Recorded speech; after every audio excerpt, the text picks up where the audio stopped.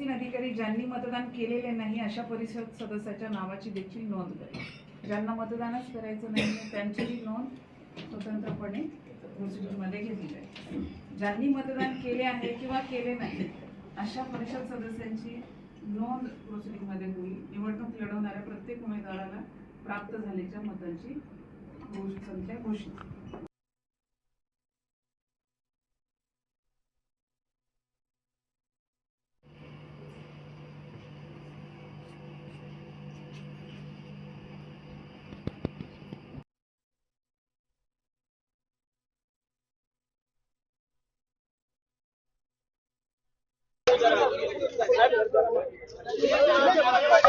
Call करा का गेलो.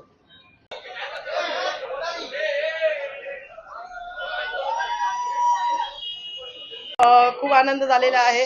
आपले 3 वर्षानंतर निलेशजी राणे साहेब, आपले कुडाळ मालवणचे आमदार निलेशजी राणे साहेबांच्या याच्यामुळे आपल्याला इथे विजय मिळवता आलेला आहे. त्यामुळे खूपच आनंद आपल्याला इकडे झालेला आहे. कुडाळ शहरातील विकास कामं मार्गी लागतील काय, कसं काय? नक्कीच कुडाळच्या शहरातील बरीचशी रखडलेली विकास कामं आहेत.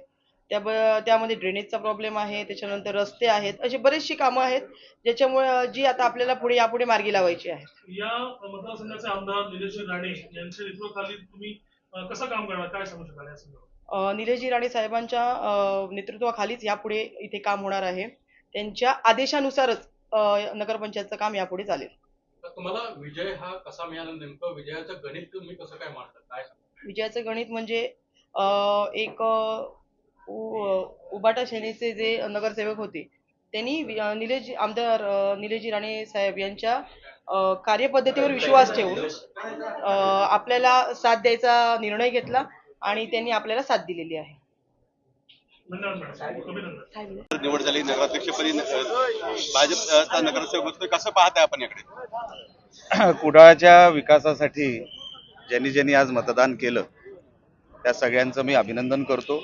त्यांना पुढच्या वाटचालीसाठी शुभेच्छा देतो.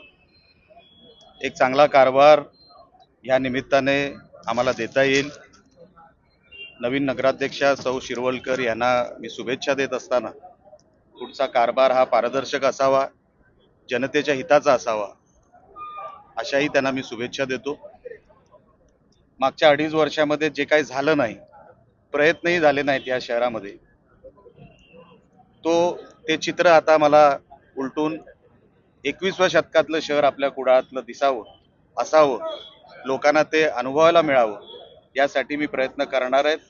नगराध्यक्षा ज्या आता नवीन झालेल्या आहेत त्यांनाही मी हेच सांगेन की आपण पण कुडाळच्या विकासासाठी आपलं योगदान हे जनतेच्या माध्यमातून जनतेने कौतुक करावं, असं योगदान आपलं ह्या शहरासाठी असावं.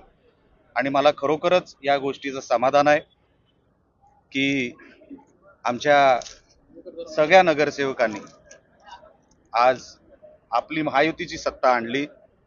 आमचा शिवसेनेचा महायुतीचा आज नगराध्यक्ष आज इकडे कुडाळ नगर पंचायतीमध्ये आज विराजमान झाले. त्या गोष्टीचा खरोखरच समाधान आहे आणि आनंद आहे. महाविकास आघाडीचं साहेब एक मत फुटलंय, नेमकं काय कारण होतं फुटण्याचं?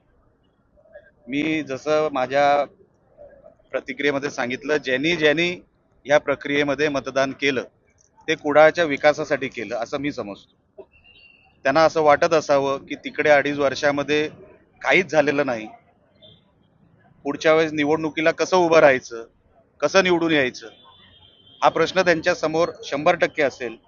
आणि म्हणून एकच नाही तर 2-3 सोडले तर महाविकास आघाडीचे अनेक त्यांनाही मतदान करायची इच्छा होती. पण त्यांच्या काही वेगळ्या काही गोष्टी असतील पक्षांतर्गत, मला माहित नाही. पण ज्यांनी धाडस दाखवून आज एक चांगला कारभार देण्यासाठी जे काही सरकार इथे निवडलंय, जी सत्ता निवडली आहे, मी त्यांचं मनापासून कौतुक करतो, अभिनंदन करतो. मालवण नगरपालिकेची निवडणूक होणार आहे, ही नांदी समजतं का ते? महाराष्ट्रभर निवडणुका होणार आहेत, फक्त मालवणच कशाला? तुमच्या मतदारसंघातील मालवणला 100% आम्ही ती लढवणार सुद्धा आणि जिंकणार सुद्धा. निकाल अपेक्षित होता का? आता जोपर्यंत निकाल लागत नसतो साहेब तोपर्यंत ते गृहीत धरायचं नसतं. ते राजकारणामध्ये गृहीत धरायचे दिवस गेले. आणि जसं मागच्या 2.5 वर्षामध्ये काही लोकांनी गृहीत धरलं होतं की कुडाळमध्ये काही नाही केलं तरी चालेल, आज त्याचा परिणाम ते भोगतायत.